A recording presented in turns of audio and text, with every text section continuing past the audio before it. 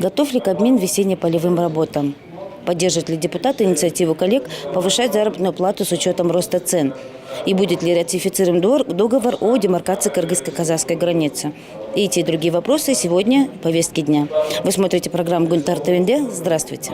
На данный момент за моей спиной проходит заседание парламента. Депутаты в рамках «Вопросы разные» выступают с различными проблемами населения. Давайте зададим вопросы нашим парламентариям. Аида, здравствуйте. Вы сегодня выступали с вопросом относительно ввоза органической продукции, качества продукции. С этой проблемой вы обратились и какую задачу поставили перед правительством? Ну, вы знаете, во-первых, это обращение, оно сформировалось из недовольства наших граждан той продукцией, которую мы завозим. Очень часто в соцсетях тоже появляется это недовольство и выставляют фотографии, где, допустим, рис превращается после варки в какую-то пленку, и так далее. Вот. И я буквально изучила материал по ввозу продуктов питания из Китая и поняла, что мы не знаем. То есть, возможно, при выработке, при производстве этих продуктов, допустим, рис или же яйца, используются химические какие-то вещества. Вот. И мы не знаем, чем мы питаемся. Мы ввозим все подряд, все то, что мы хотим. И я задала вопросы о том, как регулируется этот ввоз и вообще, есть ли у нас мониторинг ввозимой продукции на рынке, что делается, какие процедуры проходят эти продукты, прежде чем попасть на рынок, и что делается для выявления или не выявления, то есть на наличие или отсутствие химических веществ в этих продуктах, так как этими продуктами питаемся и взрослые, и дети, в общем, все наше население. Вот. Также я отметила то, что у нас очень много органической продукции сельскохозяйственной. Из всей выработанной сельскохозяйственной продукции 60% составляет органическую продукцию. Органическая продукция сейчас заняла особую нишу в мировой сельскохозяйственной продукции, поэтому мы, Кыргызстан, одна из аграрных стран, и основа у нас есть для развития органической продукции, поэтому мы должны ее развивать. Здравствуйте. Сегодня будет правительство отчитываться о ходе подготовки к весенне-полевым работам. Какой вопрос вы хотите задать? Вопрос, как вы знаете, у нас традиционно есть один вопрос о подготовке к весенне-полевым работам в плане обеспечения горюче-смазочными материалами. Мы одно из государств, которое вплотную зависит от импорта ГСМ, соответственно, от Российской Федерации. Есть соглашение международного характера между Российской Федерацией и Кыргызской Республикой, ее исполнение, наши квоты на этот год, ценовые прогнозы для фермеров. То есть, как вы знаете, у нас есть определенные, чтобы сдержать скачки цен именно на весенний период. И также работа по обеспечению минеральными удобрениями, в целом вопросы мелиорации, водообеспечения. Вот эти три вопроса основные столпы весенне-полевых работ. Здравствуйте. И сегодня какой вы хотите вопрос задать для того, чтобы услышать, что действительно ли будут ли какие-то определенные проблемы в этом году, в 2018 году, или они все-таки будут предпринимать превентивные меры? Практика прошлых лет показывает, что каждый раз наше правительство рапортует, что ко всему мы готовы. Даже КОЗП, как они говорили, что у них 100% готовность, а время показывает, что всегда и у них не все получается. Тем более сельское хозяйство – это такая отрасль, где она нуждается в дотации, в поддержке. Допустим, в соседнем Казахстане они 20% скидкой дистопливо дают на эти селитру или другие такие химические вещества, они тоже 50% скидку. То есть они поддерживают своих именно сельхозпроизводителей. У нас таковых поддержек нигде нету. Единственное, что они сейчас просят, это хотя бы им дать дешевый кредит.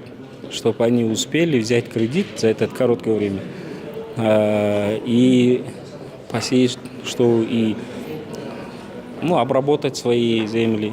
Но и этот вопрос у них тоже не решается.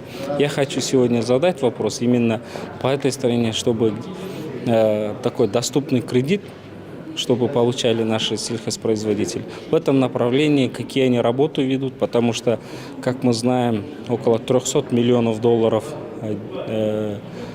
денег из российского фонда, они до сих пор не использованы. Я бы хотел сегодня задать такой вопрос. Будут ли вообще помощь нашим производителям, сельхозпроизводителям, на финансовая помощь? Здравствуйте. Если будет все-таки не готово, если какие-то будут проволочки, какие меры может парламент, как законодательный орган? Я вам скажу так. ОЗП они провалили, да? Джоркингеш дал оценку неудовлетворительную. Если по весенним полевым работам тоже будет провал, и Джоркингеш даст оценку неудовлетворительно, это уже очень две серьезные оценки неудовлетворительно будет. Это грозит отставку правительства. В основном правительство чем занимается? Это готовится к зимнему периоду отопления, да? Готовится к весенним полевым работам, готовится осенним полевым работам, готовится к зиме. Вот все их работы. Рассматривают экономические вопросы, где можно, улучшить жизнь нашего гражданина в экономическом и социальном сфере. Рассматривают здоровье, рассматривают знания. Вот вся их политика. Это каждое правительство занимается этим во благо народа, во благо человека. Если они не будут заниматься вокруг человека, то это будет все никому работа. Помните, в сентябре они, когда докладывали информацию о подготовке к осенне-зимнему периоду, они говорили, что все будет готово, никаких не будет проволочек. Но я же вам не Ванга, чтобы здесь говорить, да, они это... Посмотрим весеннюю работу, как они сделают. Я же не могу сейчас госачықты қылып, болбойт, алар даяр емес деп айта албаймын да мен. Алар айтады даяр емес, даярбыз деп айтышат. Анан кейін жазғы талай іштерден өткөндөн кейін кандай болду жыйынтыгы, ошондон көрөбүз да. Азыр мен айта албайм, азыр мен. Сейчас депутаты говорят о том, что мы будем задавать вопросы не только по кредитам, не только по ГСМ, да, по поставке необходимого количества бензина, но еще по технике. Да. Сейчас насколько... В настоящее время идут ремонтные работы по подготовке сельскохозяйственной техники к весенне-полевым работам. Где-то общая готовность составляет около 65-70%, а к началу весенне-полевых работ готовность всего парка будет составлять где-то 90-95%. Мы 60% населения Кыргызстана живет в сельской местности. Мы всегда считались аграрной государством, и сегодня тоже считаемся аграрной государством. Есть недоработки.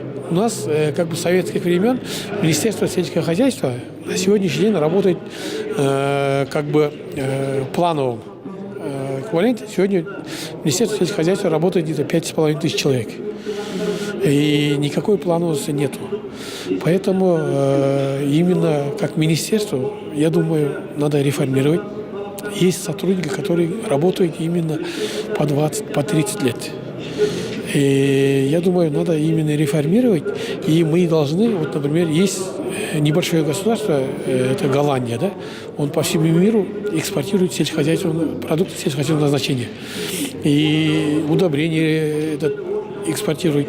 Поэтому нам точно так же надо именно перейти от который на сегодня есть, плановости. Именно мы должны инновационные, именно сельскохозяйственное назначение продукты выращивать.